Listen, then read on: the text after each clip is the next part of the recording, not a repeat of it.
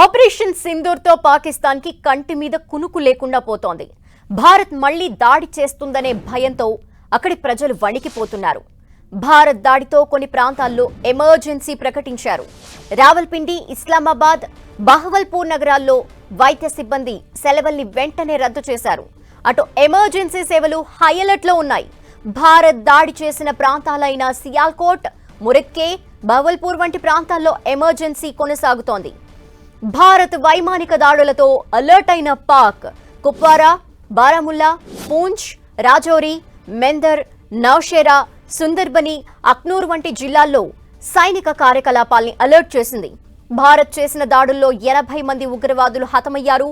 మసీదులు, రెసిడెన్షియల్ ప్రాంతాలు దెబ్బతిన్నాయని పాకిస్తాన్ పేర్కొంటోంది.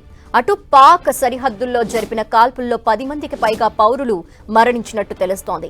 ఈ దాడి ఘటనపై పాక్ ప్రధాని స్పందించారు. తమ దేశంపై జరిగిన దాడులకు ప్రతీకారం తీర్చుకుంటామంటున్నారు.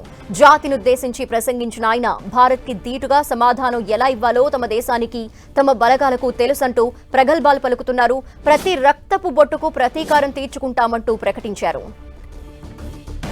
పాక్ సాయుధ దళాలకు దేశం మొత్తం అండగా నిలుస్తుందని షెహబాజ్ షరీఫ్ అంటున్నారు. పాక్ వెనక్కి తగ్గుతున్నామని భారత్ అనుకుంటుందని, కానీ ఇది ధైర్యవంతుల దేశమని వారు మరిచిపోయారని ఆయన వ్యాఖ్యానించారు.